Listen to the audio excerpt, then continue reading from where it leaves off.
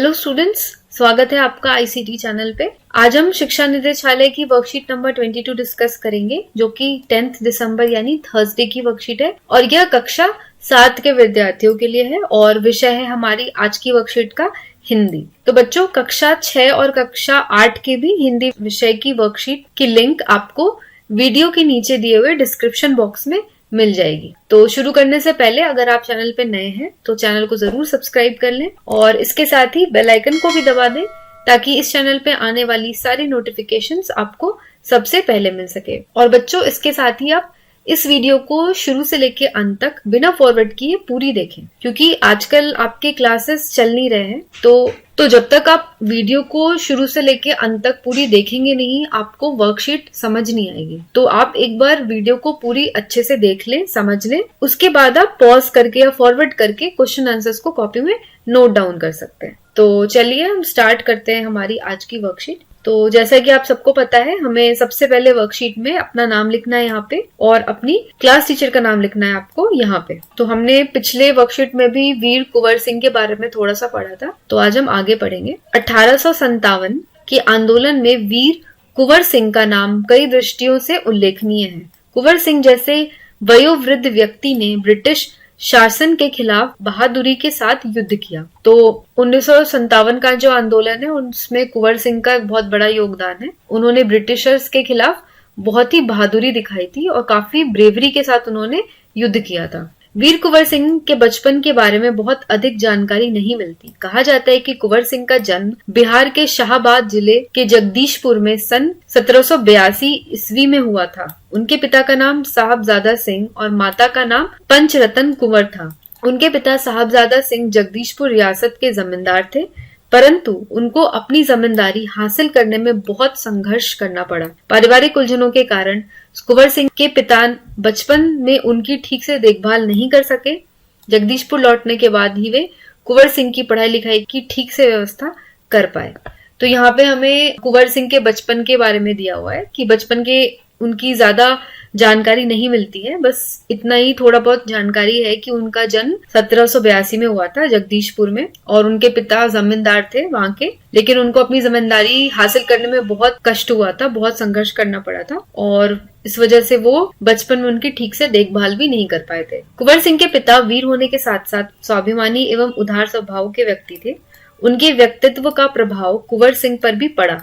कुंवर सिंह की शिक्षा दीक्षा की व्यवस्था उनके पिता ने घर पर ही की। वहीं उन्होंने हिंदी, संस्कृत और फारसी सीखी, परंतु पढ़ने लिखने से अधिक उनका मन घुड़सवारी, तलवारबाजी और कुश्ती लड़ने में लगता था।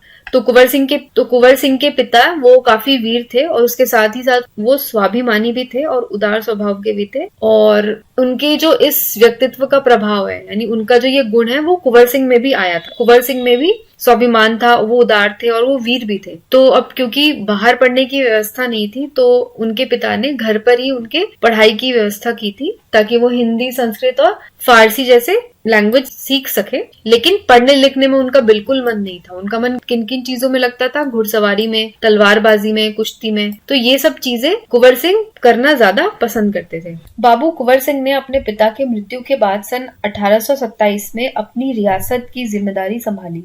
उन दिनों ब्रिटिश हुकूमत का अत्याचार चरम सीमा पर था। इससे लोगों में ब्रिटिश हुकूमत के खिलाफ भयंकर असंतोष उत्पन्न हो रहा था। कृषि उद्योग और व्यापार का तो बहुत ही बुरा हाल था। रजवाड़ों के दरबार भी समाप्त हो गए थे।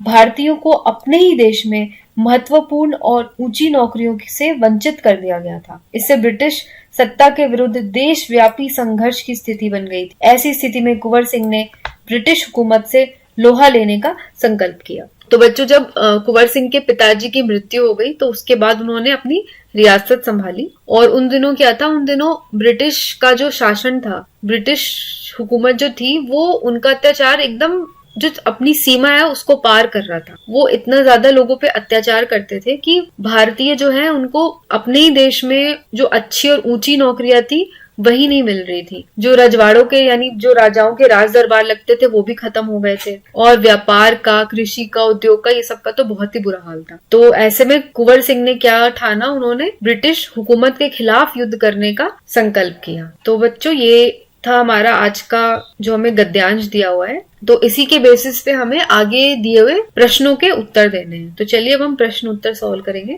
पहला प्रश्न है, कुंवर सिंह को बचपन में किन कामों में मजा आता था? क्या उन्हें इन कामों से स्वतंत्रता सेनानी बनने में कुछ मदद मिली? तो जैसा कि हमने पाठ में पढ़ा है, कुंवर सिंह को बचपन में घुड़सवारी, तलवारबाजी और कुश्ती लड़ने में मजा आता था। हाँ, उन्हें उन कामों से स्वतंत्रता सेनानी बनने में बहुत मदद मिली। तो उनका इंटरेस्ट पढ़ाई लिखाई में नहीं था बचपन से ही, बल्कि उन्हें घुड़सवारी करना, तलवारबाजी करना और कुश्ती लड़ना, इन सब चीजों में ज्यादा मजा आता था। और निश्चित तौर पे उन्हें इन सारी चीजों को करने से आगे चल के स्वतंत्रता सेनानी बनने में बहुत ज्यादा मदद मिली। अगला प्रश्न, वीर कुंवर सिंह के माता पिता के क्या नाम थे? ये भी हमें पाठ में बताया गया है कि वीर कुंवर सिंह के माता पिता के नाम क्या थे। साहबजादा सिंह उनके पिता का नाम था और माता का नाम था पंचरतन कुंवर। अगला, कुंवर सिंह के पिता कैसे व्यक्ति थे? तो कुंवर सिंह के पिता वीर होने के साथ साथ स्वाभिमानी एवं उदार स्वभाव के व्यक्ति थे। कुंवर सिंह ने ब्रिटिश हुकूमत से लोहा लेने का संकल्प क्यों किया? तो अभी अभी हमने ये भी देखा क्यों किया,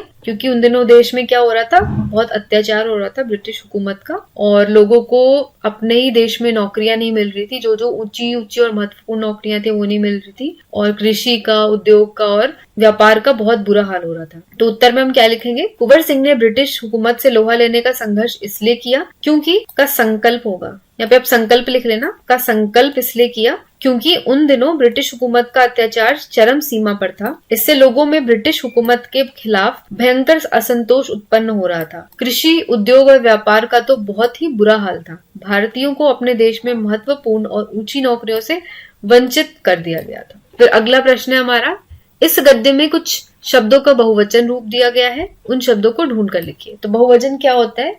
जिससे हमें एक से ज्यादा होने का ज्ञात हो। तो अगर किताब है तो किताब मतलब एक किताब, अगर किताबें हैं तो किताबें मतलब एक से ज्यादा किताबें। तो ऐसे ही हमें बहुवचन शब्दों को छांटना है हमें दिए हुए गद्य में से। तो यहाँ पे मैंने कुछ छांट के लिखे हैं, उलझनों, नौकरियों, रजवाड़ों, भारतीयों, दृष्टियों। तो इसके अलावा भी आपको वर्ड्स जो मिलेंगे आप उसको लिख लेना। जब आप आओगे यहाँ पे तो आपको और भी कुछ वर्ड्स मिलेंगे, जैसे कि ये हो गया दिनों, दिनों भी बहुवचन है।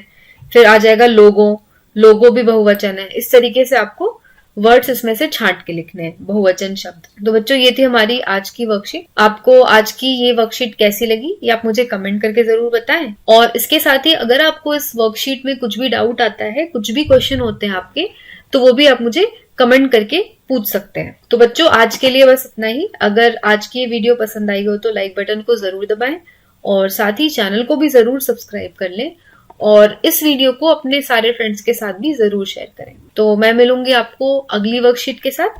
तब तक के लिए take care of yourself, take care of your family, stay safe and have a nice day.